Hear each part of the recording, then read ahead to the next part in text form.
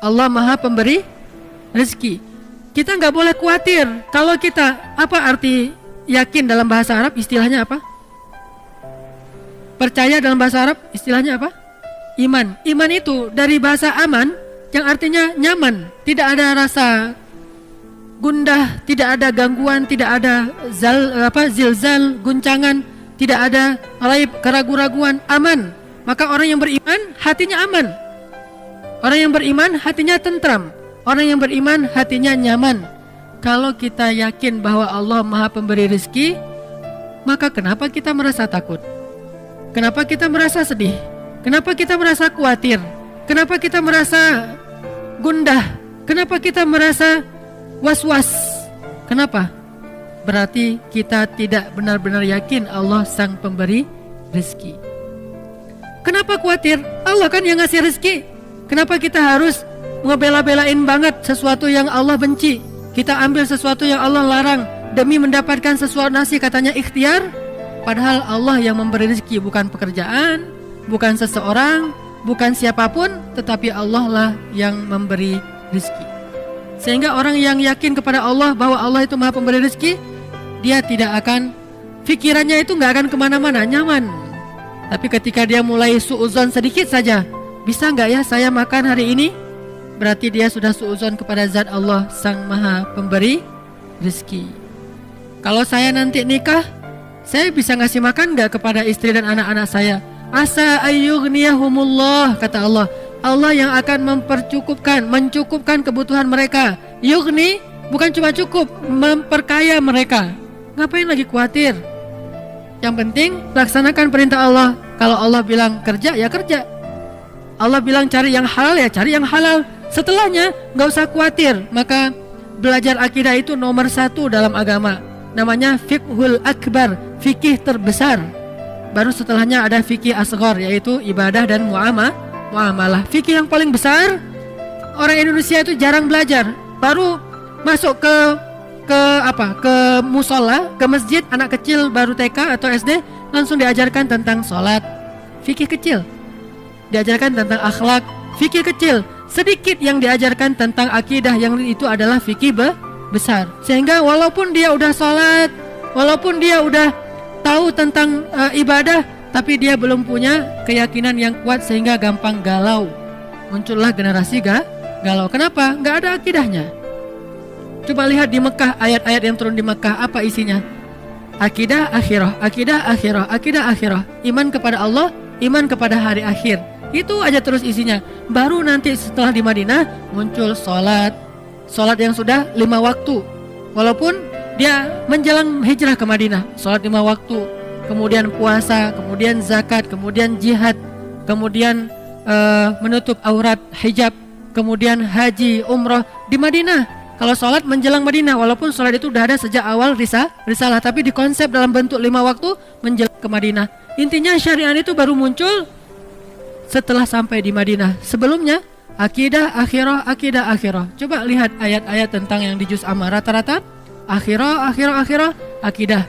Ini menunjukkan bahwa yang harus kita bangun terlebih dahulu adalah jangan suuzon sama Allah. Kalau kita udah gak suuzon sama Allah, insya Allah kita gak akan suuzon sama manusia.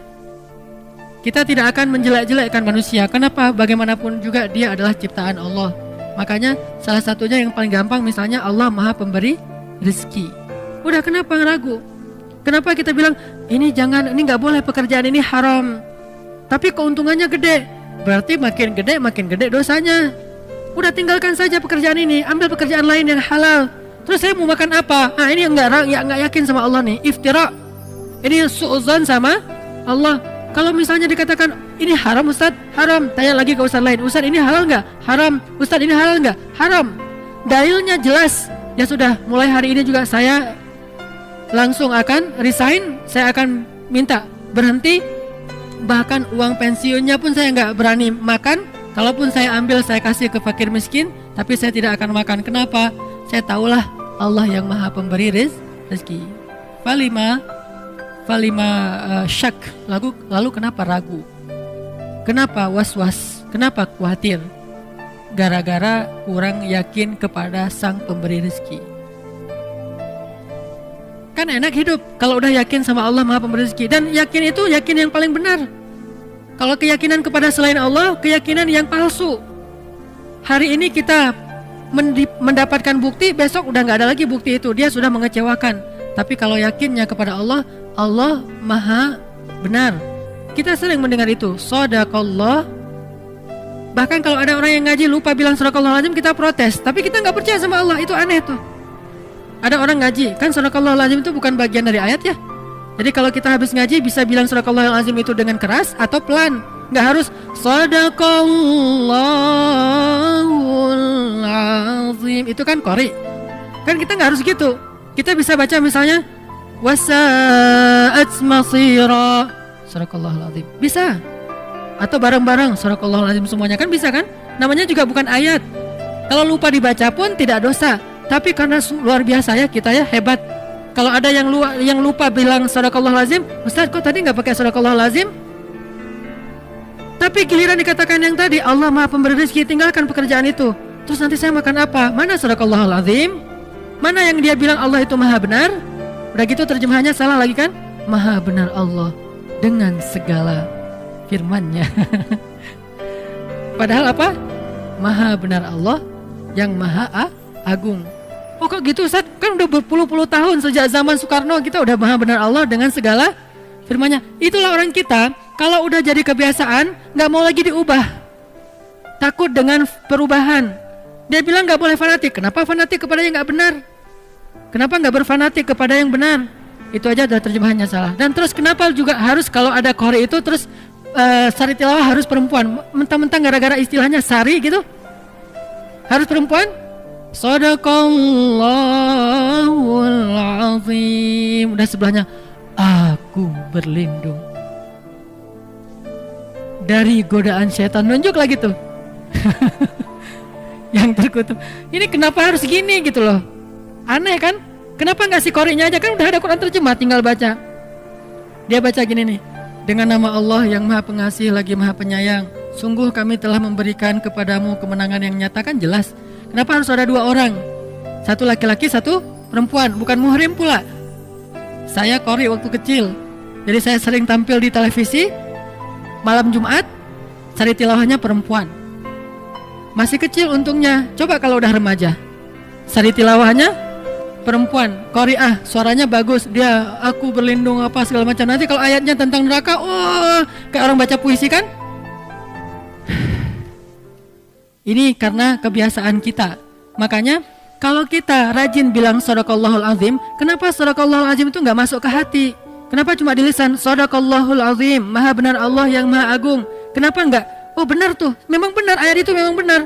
Memang Allah Maha Razzaq, memang Allah Maha Rahman, memang Allah Maha Ghafur, memang Allah Wahhab. Jadi kalau misalnya dia belum dapat anak, berdoa lagi, berdoa supaya Allah kasih anak. Udah berdoa, bukan udah, nggak ada cerita udah berdoa, terus berdoa. Kenapa? Kalau nggak dikasih anak nanti dikasih di mana? Di surga. Emang di surga ada anak? Hadis riwayat Tirmidzi, baru aja kemarin saya baca. Kata Nabi, ketika seseorang menginginkan anak di surga, hari itu juga istrinya hamil dan melahirkan tanpa rasa sakit.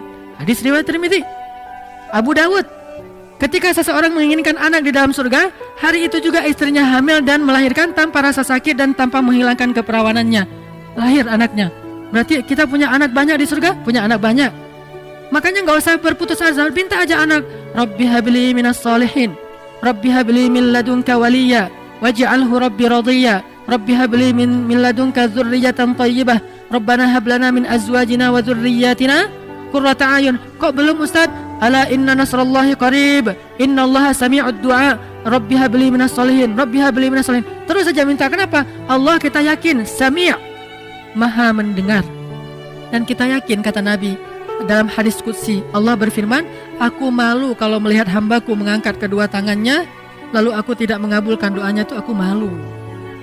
Maka kalau kita yakin sama itu, terus saja minta. Allah nih pasti malu nih gak ngabulin. Allah beri saya anak, pasti Allah malu, pasti Allah mendengar. Tapi kalau kita bilang Allah dengar gak ya, itu suuzon. Allah mau ngasih gak ya, saya khawatir Allah gak akan ngasih, itu suuzon. Karena Allah sendiri mengatakan, aku ujibu da'watad da'i idza da'ani. Aku pasti mengijabah, pasti aku akan memberikan apa yang Mereka minta, maka mintalah ke Allah. Kalau kita ragu, Allah ngasih nggak ya? Allah mendengar nggak ya? Berarti kita udah su'udzan terhadap Allah, iftira. Padahal Allah sami'ud du'a, Allah wahhab, maha pemberi, Allah syakur, maha menghargai, Allah razak, maha memberi rezeki. Ini nggak boleh kita ragukan sedikit pun, sampai nanti kita malah bersuudzon kepada Allah. Mengurangi hak Allah itu nggak boleh.